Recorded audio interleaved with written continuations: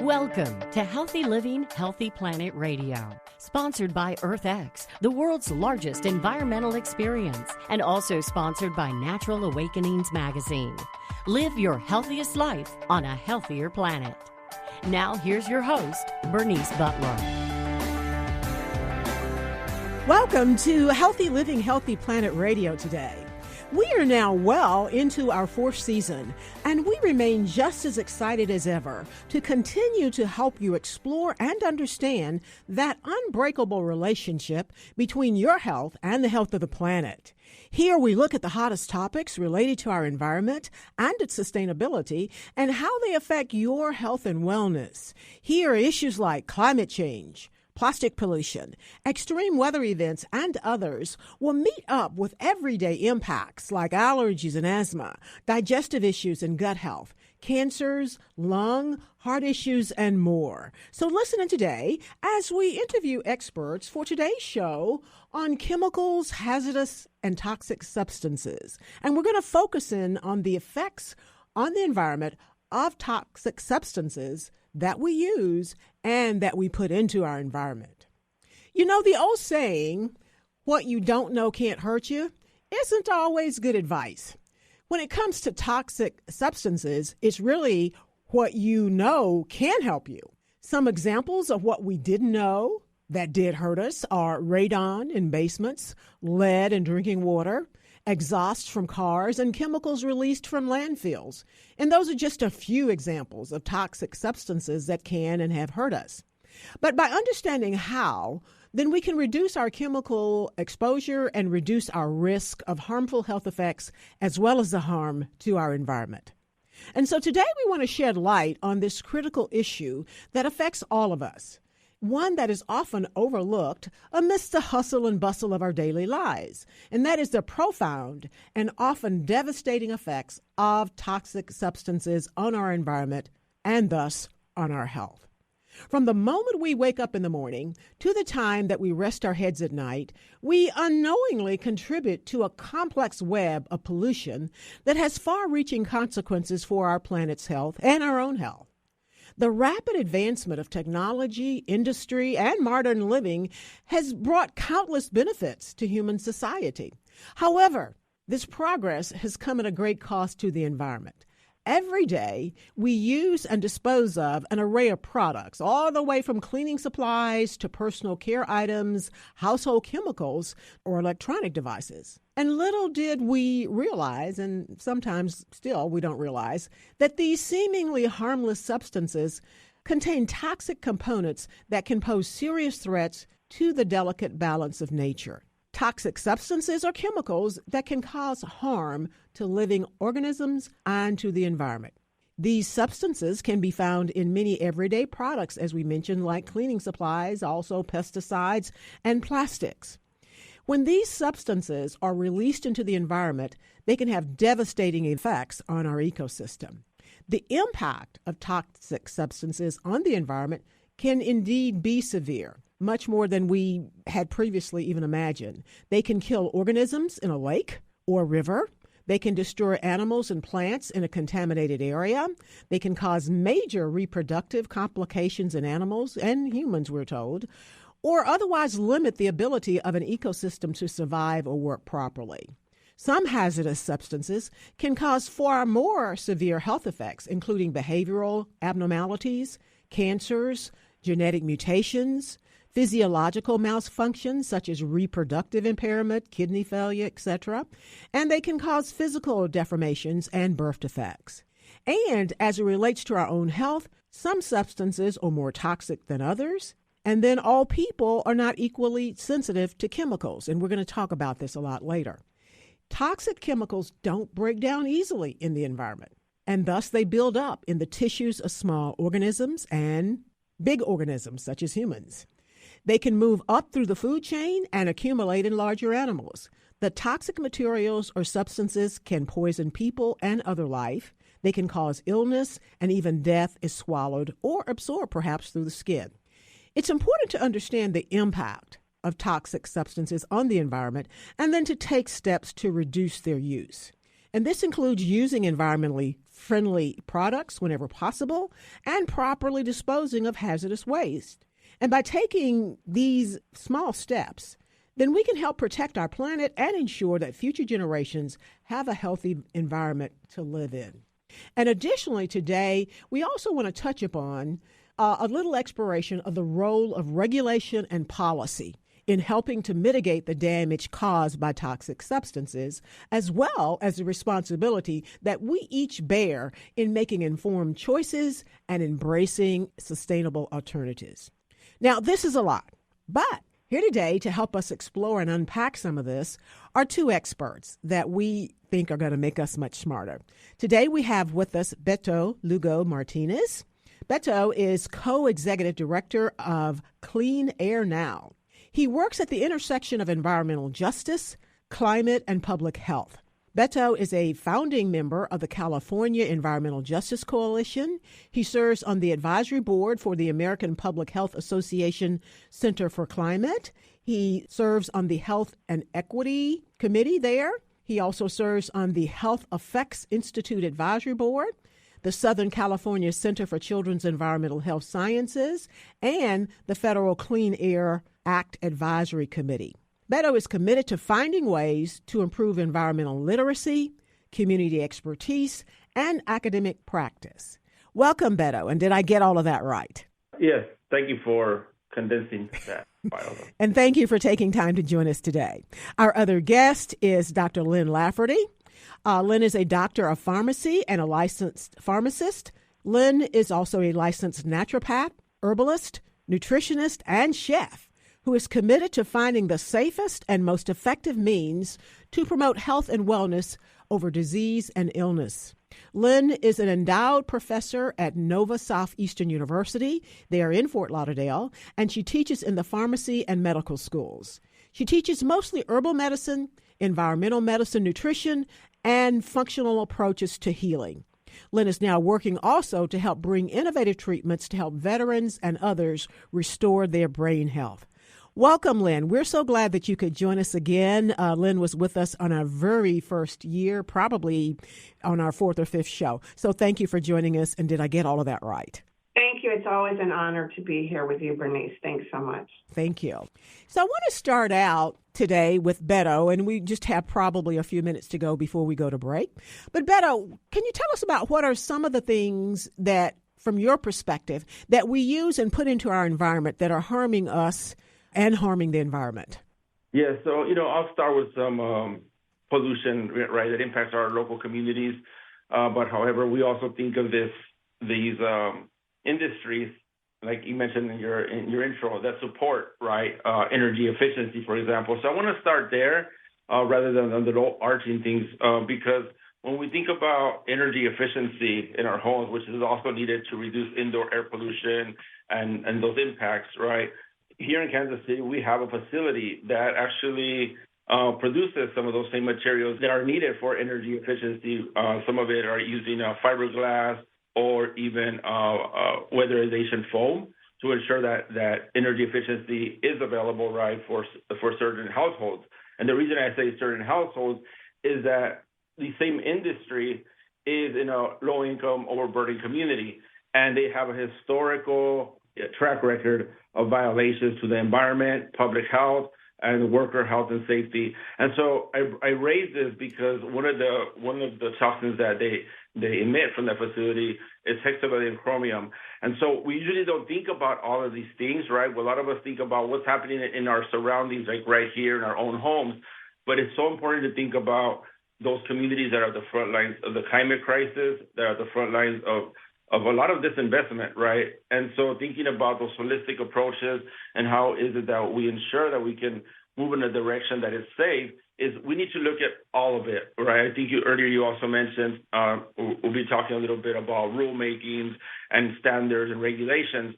And that is something that is so important for overburdened, disadvantaged environmental justice communities, that the enforcement has to be done in a way that you don't prompt the polluter and let them know you're coming in. You just come in, do your inspection through a multimedia approach, meaning that you don't just go there as an air expert, right? You bring in the water, the soil, every single division, multimedia approach, because these are things that are happening in our local communities, not just here, but across the country. And the same facility that's harming our same community that needs that protection from the energy efficiency. This facility is also located in a lot of the southeast parts of the United States. So it's important to think about these things as we're thinking about, what do we do locally and individually to protect ourselves. But it's more important to think about those that also don't have the resources, right? I think you also mentioned the innovation, all the resources that we have to have a comfortable life. But not everyone has a comfortable life, right? A lot of community members in our community, we are struggling because we don't have those adequate resources and protections that are needed in our local neighborhoods. And you mentioned a word that I know Lynn identifies with on the other side, and that's holistic.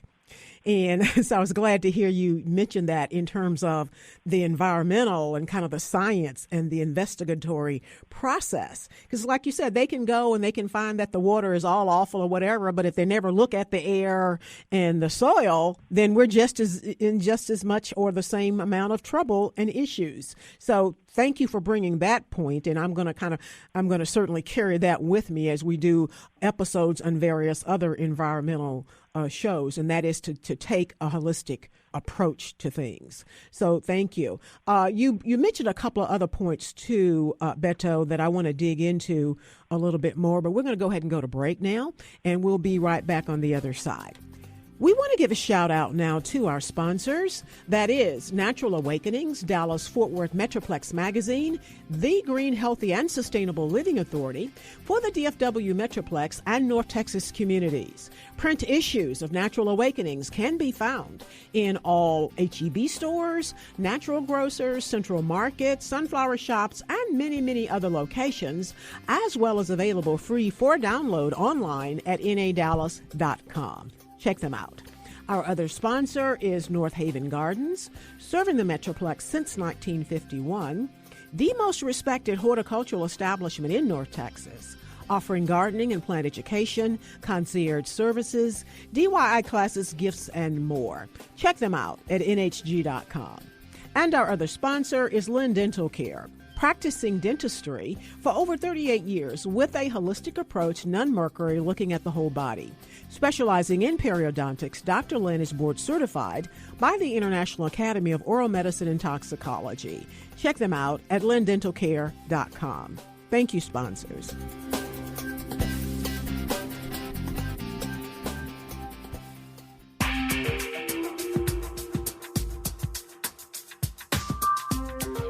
Welcome back to Healthy Living, Healthy Planet Radio.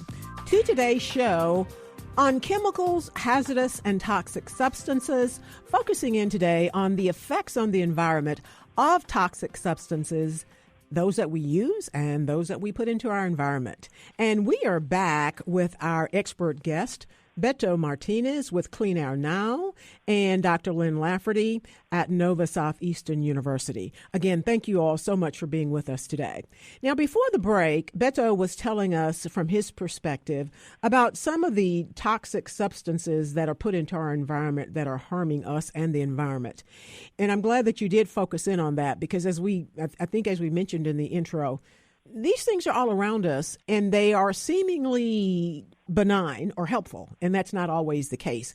And you keyed in directly, Beto, on energy efficiency components, and you specifically mentioned fiberglass and the foam insulation.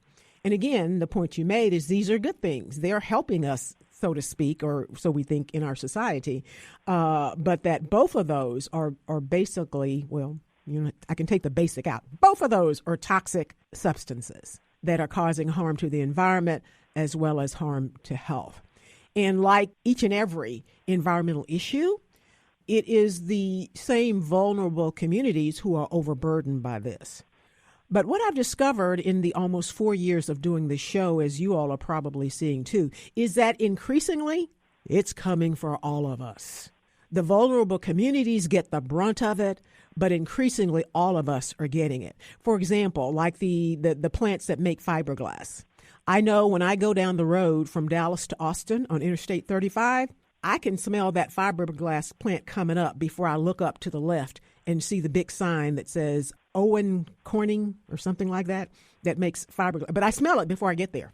And so everybody, all the millions of people going up and down that highway every year are also getting it, right along with the people who live right next to it or downwind. We have an organization here called Downwinders at Risk, and its purpose too is to protect everybody on the other side in the metroplex in the region from this air pollution caused by that fiberglass, and I think we've got some cement plants as well. So again, we all must care because it's coming for us all, but we also must care because increasingly the world is just totally interdependent. And what does affect those vulnerable people is affecting us too. So thank you so much, Beto, for bringing that. But I do want to key in on what are some of the other things, and we're going to go to Lynn after you with this same issue. But in terms of that fiberglass and that foam, what kinds of things are they doing to our environment? So, yeah, some of the things that are happening to not just our environment, but also to health, right, is that some of these chemicals are also, the EPA has the list of the hazardous air pollutants, right? And over time, we can say, okay, these chemicals are going to cause a certain kind of disease or a cancer, right? However, everyone is different, right? Every individual is different. Some already, they grew up next to some of these facilities, have other underlying conditions, right, that might be exacerbated by these pollutants in their neighborhoods. And so one of the things that is important for us to highlight is that a lot of these facilities, when we think about just this one facility I'm talking about that emits hexavalent chromium, it's not the only facility in the area, right? There's so many facilities, all of them emitting some different form of a different pollutant, and combined adds that added burden, the exposure, right, is felt on those same communities who are also, are dealing with shorter life expectancies because of all of the exposures. Like I said, it's not just one. So we look at it from that perspective as holistic, as I'm talking about, because we don't just work on the environmental health education in the community, but also ensuring that the policies that are in place, that we can ensure that there are protections for our communities, but also holding the EPA accountable in their enforcement and activities to ensure that there are protections for the community. I don't want to just focus it on the energy efficiency, but I think you also talked about those facilities like in Texas where you are, right? The petrochemical facilities. So this is, the hexavalent chromium, the fiberglass, the foaming, this is all, the petrochemical facilities capitalizing on communities' health. And most importantly, I think it's also important to mention, like you said, right, it impacts everyone. However, those at the front lines are impacted first and foremost. However, it does not mean that others can show up in support and policy or advocate for better policies at the local city council, at the federal level, for example, because all these things are interconnected. And we all know that the climate crisis is real, but we know that those at the front lines are the ones most overburdened. But I did want to also add, some of the other issues that we're dealing with, not just that facility. We're also dealing with ethylene oxide. We're also dealing with petrochemical facilities, but also some things that we don't really think about in our local neighborhoods might be the recycling facilities, like these industrial recycling facilities that emit, that crush vehicles, industrial material. And sometimes, if we don't know about those standards or regulations, they might even accept hazardous waste material that should not be going to a local recycling facility. And the reason I mentioned this issue is because when we think about all the pollutants and thinking about a fire we just had here 2 weeks ago at a recycling facility, it started at 5:30 in the morning. It didn't get put out till like 4 in the afternoon. And the amount of emissions into our air, which is not just lead. I know we think about lead from paint and in the water, for example, but lead is also emitted from the same facility as they're crushing vehicles, they're crushing stuff. This stuff gets into the air, so it doesn't just impact our air quality, especially those that are closest to it, but it also impacts the groundwater and the soil, right? So the reason I mentioned this again is because, that incident lasted over about 10 hours. No protection in the community, no notification to the community until 2:10 in the afternoon. our organization are the ones that mobilize with the EPA and told them you need to send out some monitors to the nearby the community, measure what's happening at that time. So I wanted to just also mention that, because as we're thinking, when we think about what are those co-pollutants, that is one that in a lot of neighborhoods exists across the country that have these big recycling facilities, and the impact it has, and they emit heavy metals, like I said, lead, and other toxins. Indeed, and you mentioned the term co-pollutants, and I've heard that many times before, as well as some others, and they're basically talking about several pollutants coming from the same source or emitting at the same time. I think we here in Texas saw a kind of a similar thing. I think it was Hurricane Harvey when it began to flood the reservoirs and everything in Houston, and so everywhere you had oil from the refineries as well as other pollution that was in the water, and that water was basically all over everything, people's homes and everything. So it's holistic, and it's very seldom one thing. Another thing that you mentioned too is, and it seems to be maybe it's national development code or something like that. But where you have one of these industrial facilities, there's usually more. Like I was mentioning with ours down the road, it's not only the fiberglass plant, but it's also cement, and quite possibly some things we don't know about. So again, it's all around us, and so we do have to pay a lot of attention to it. I want to go to Lynn, though, now, too. And Lynn, I want to talk about, what are some of the most common or prevalent health issues, both diseases and conditions, that are being driven by or exacerbated by toxic substances, both in the air, water, and just all around us? Well, of course, we always think of cancer because there's so many things around us that could cause cancer and are carcinogenic, and even things that are even in our food. If you go to California, it says it's a possible carcinogen, but they don't tell you that in other states, for instance, if it is or it's not. But probably what I see a lot of with young people is toxins from lawn chemicals and things like that. I've had actually 2 students that had gotten Roundup toxicities or toxicities from farm chemicals that they are around.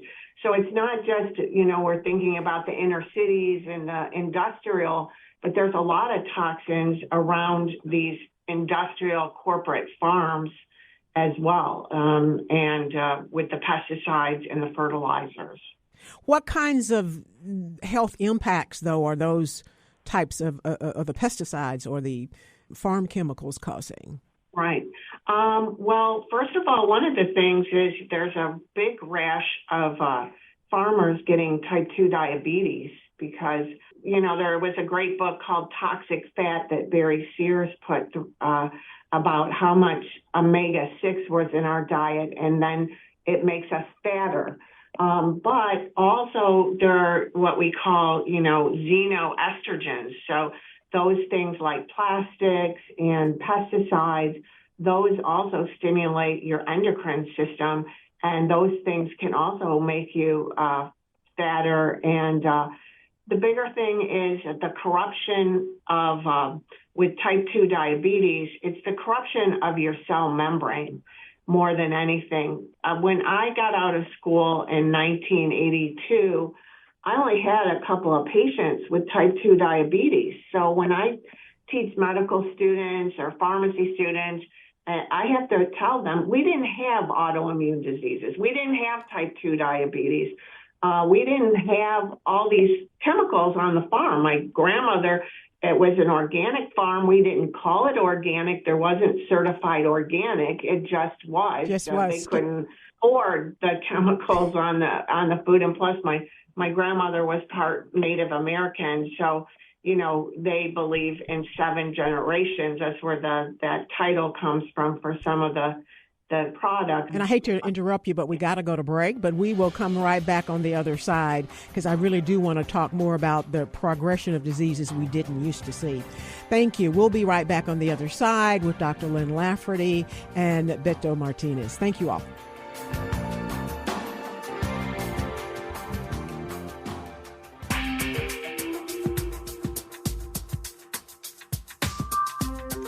Welcome back to Healthy Living, Healthy Planet Radio today. To today's show on chemicals, hazardous and toxic substances, focusing on the effects on the environment of toxic substances that we use and that we put into our environment. And we are back with Beto Martinez, co-director at Clean Air Now, and Dr. Lynn Lafferty, professor and doctor of pharmacy at Nova Southeastern University. And they are making us smarter. Thank you all. Now, before the break, though, Lynn was talking to us about diseases and issues and conditions caused by a lot of toxic substances. And you were telling us that you're seeing a lot of issues caused by, pesticides or agricultural toxic substances used, which I imagine probably spreads to our home lawns and our home gardens and things like that. I know that I'm personally been looking around for several months now for a non-toxic weed killer. It beats the manual weed killer, like me pulling it up. But I know I'm very sensitive, so I know I can't have toxic things there. May I say clove and neem oil, especially clove. That anything hot really burns the weeds, and then you walk out the door and it smells really good. Did you say neem oil, like N-E-E-M? Yeah, N-E-E-M, neem. Okay. It's a tree that grows. I have a couple actually in my lawn here, but it grows more in the south. I'm going to get that because I've been looking for a while. But you mentioned something that interested me, and I want to talk a little bit more about it, that there's much more autoimmune disease now than what there used to be. Are there statistics? I think that we all know intuitively that we hear a lot more about things such as ADHD today than we used to, and a lot of other things. So can you talk a little bit about that progression or trend, and if there are any statistics, and then explain to us what is autoimmune disease? Well, starting back, when I was a kid, this is what I talked to the students about. We had treats, but the treats were made with real coconut oil, turbinado sugar, which is real sugar from cane sugar, because the thing is with sugar, it has brown around it, not brown sugar, but turbinado sugar is brown. That has all the minerals and vitamins you need for that sugar to get inside the cell to give you energy. That's what it's supposed to be doing. So, that's why in the 30s and 40s, the great naturopathic doctors were really dentists, because your body goes, I need my minerals, so it starts demineralizing your teeth, and that's when cavities come in. So we've got that. And then what they did, instead of using coconut oil and real butter, they replaced it with man-made things.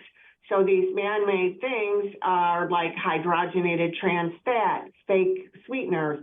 All of these things are shown to increase the risk of diabetes. But the big thing is you have a fat around every cell where your insulin receptor is to bring that sugar into the cell. And if it's been corrupted by trans fat, that sugar can't get into the cell. So it went from two people that I saw, and now I'm working with a woman who owns 4 internal medicine practices, and 90% of the practice is diabetes and these new drugs. And the more toxins, and the number 3 cause of death in America are the drugs. And those are toxic. And also the estrogens and things are also in our water supply. One of my professors in pharmacy school, she was an expert in all the drugs that remain in our water supply as well. So we're just bombarded with these things. And so our biggest hope is our liver, because the liver is what detoxifies. So, one of the things I tell my patients, all my patients, get rid of those toxic cleaners that you have, because they don't even work as well as vinegar and as essential oils like oregano. Oregano has the same kill rate as bleach. And get rid of those types of things. Go back and use iodine. We're very iodine deficient.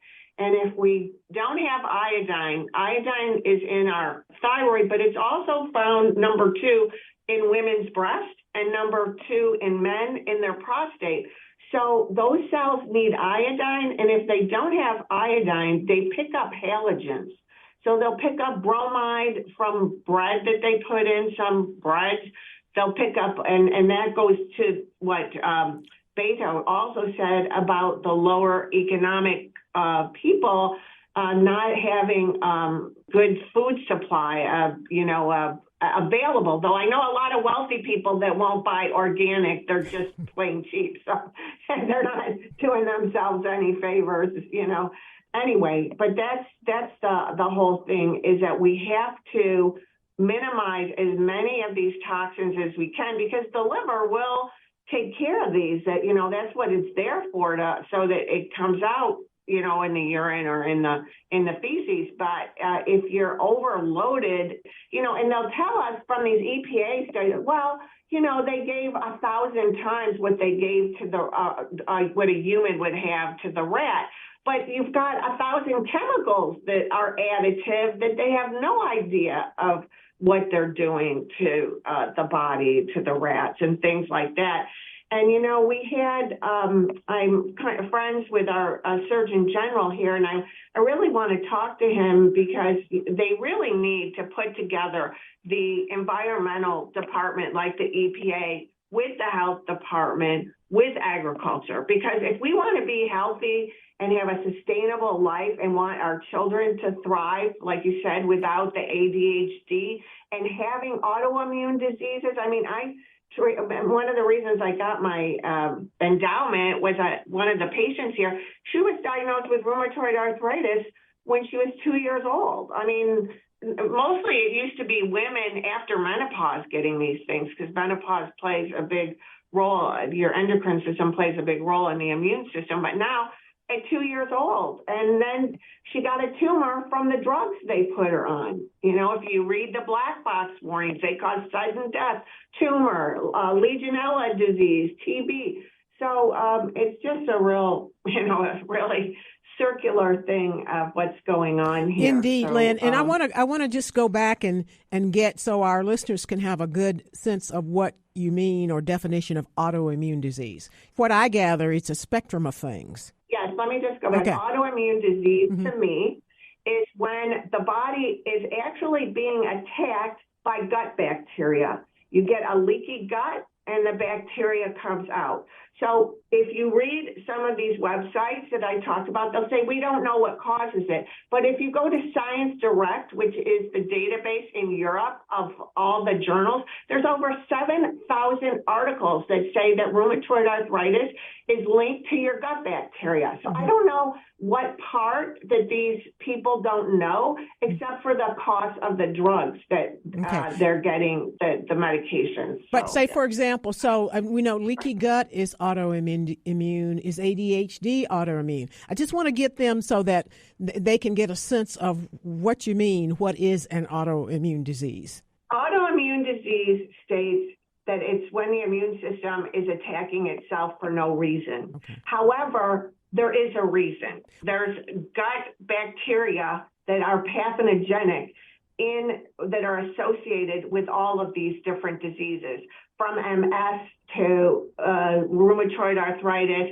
to thyroiditis. Okay. And the natural antibiotics actually work very well on those conditions. Okay. But it looks like, so it's in addition to rheumatoid arthritis, though, autoimmune disease can manifest itself, though, in a number of ways. Right. There's a million what they call autoimmune, and a lot of times they'll just say, oh, we don't know what it is, so it must be. I have some man who's got a shoulder ache. They're calling it autoimmune. So, and as far as ADHD,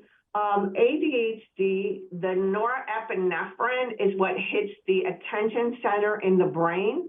And to make norepinephrine in the body, you have to eat protein, and it's broken down into tyrosine, and it goes into dopamine, which you talk a lot about that with drug addiction, and then it goes into norepinephrine. And so if our children are not given protein, they're given 1,000 carbohydrates to eat, they don't have the building. It's like giving, a donut to your house builder. Here, build me a house. You can't even build the chemical you need inside. So they give amphetamine, which increases dopamine. Indeed. And I I have to think yeah. back to what you're saying, though, in terms of needing the protein. And I think that probably goes back to the quality of the food and how it's grown and things like that. Exactly. And that goes back. But there's very little protein in a diet anymore, really. I mean, when you look at it, a lot of people, a lot of vegetarians will be carbitarians. They won't be eating, high sources of protein either. It's Indeed. And then we look at the chemicals and the other substances that are there. And it is one of our guests has said it's kind of like riding on one pollutant or one toxin is riding on top of the other. So we do understand it. We want to go ahead and go to break now, and we'll be right back on the other side with Dr. Lynn Lafferty with Nova Southeastern University and Beto Martinez at Clean Air Now. Thank you all. We want to give a shout out now to our sponsors. That is Natural Awakenings, Dallas-Fort Worth Metroplex Magazine, the Green, Healthy, and Sustainable Living Authority for the DFW Metroplex and North Texas communities. Print issues of Natural Awakenings can be found in all H-E-B stores, natural grocers, central markets, sunflower shops, and many, many other locations, as well as available free for download online at nadallas.com. Check them out.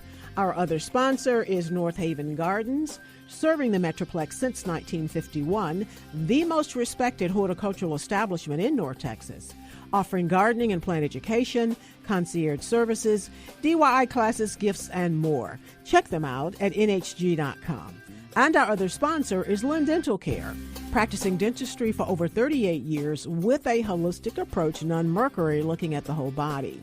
Specializing in periodontics, Dr. Lynn is board certified by the International Academy of Oral Medicine and Toxicology. Check them out at lindentalcare.com. Thank you, sponsors.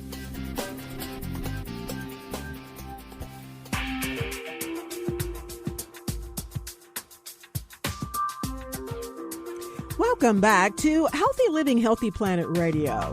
To today's show on chemicals, hazardous and toxic substances, focusing on the effects on the environment of the toxic substances that we use and put into it daily. And we are back with our guest, Beto Martinez at Clean Air Now and Dr. Lynn Lafferty at Nova Southeastern University in Fort Lauderdale. Again, thank you all for being with us. I want to go back to Beto now and talk a little bit, Beto, about what are the potential impacts of some of these toxic substances and materials on wildlife and their habitats. Yeah, so the impacts on also the wildlife and biodiversity and habitat, it's important to think about these as well because a lot of the research that first came out to identify some of the impacts, and I'm going to gravitate to Dr. Lynn's, talking about pesticides, right? Mm-hmm. Some of the early research, right, really took into account what are the impacts on the wildlife and the biodiversity. I'm talking more specifically around DDT when it was around back way before me, when it was around and then it was banned, right, I think in the 80s. And so the impacts it had and the advocacy that went around it to stop that because of the impacts not just to the biodiversity but to human health was so much that they had to put an end to this, right? And it doesn't mean that it just happened like, hey, this is wrong. But I think the research started with researching animals and those things first, right? Rather than thinking about the human health effect. But it led to that research and ultimately led to the banning of that pesticide. And the reason I want to gravitate to this, because it's so important to me as well, is because I grew up next to a petrochemical facility that formulated agrochemical pesticides, fertilizers, including DDT, even though when I moved to that neighborhood, it was already banned. However, even 3 years ago, we still found it, and farmers will still have that stored. But 40 years later, they still have this stored in their farm and somewhere in their warehouses, right? And so... But a point I want to make there, or a point I want to ask you before you go on, too, is I have to think that something as toxic as DDT, even though it's banned from being used, and maybe it hasn't been used, I have to think it's like in the soil and stuff around where it was used, right? Yeah, so DDT is one of those chemicals that we also call a legacy contaminant, so it's persistent in the environment for years to come, years ahead. Forever, right? one of those forever chemicals. Well, some of that, and then the research has also shown that it also skips generations. And the reason I want to share this is because a mother may have it, right? Maybe their child in the womb might not have it, but it can skip that generation. And research has really looked at that from that lens as well in the last 30, 40 years, right, from DDT, because there are certain communities, farm worker communities, that are still being impacted by the use of these pesticides, not just DDT, but other like chlorpyrifos and other more readily available pesticides in the market, even household, right, pesticides, insecticides, and all that. And so I highlight this because, and it really matches the story. A neighbor in my community, in my neighborhood, her parents grew up there. She also grew up in the same neighborhood. She didn't develop DDT. Her parents didn't develop any cancer from DDT or anything like that. But the daughter did at a later age, right, when she was in her 50s, I believe, or early 50s.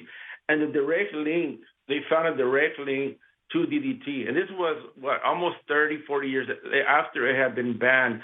But she also lived in close proximity to the facility, just like I did, right?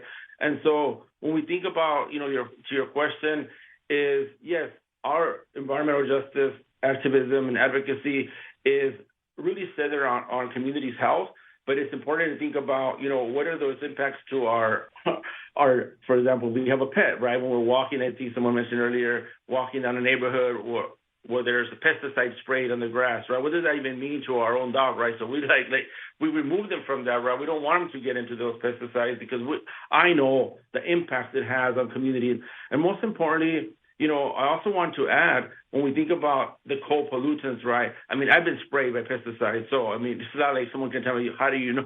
I've been there right on the front lines being sprayed even through aerial pesticides. Not that I wanted to. It just happened to be near my home, right? And so those things don't just stay in one location, right? The air, wind moves it. And so the reason I want to highlight a little bit more about when we talk about climate change and warming and what are those other contributors, right? Like petrochemicals facilitate the formulation of fertilizers and agro-pesticides, industrial pesticides as well.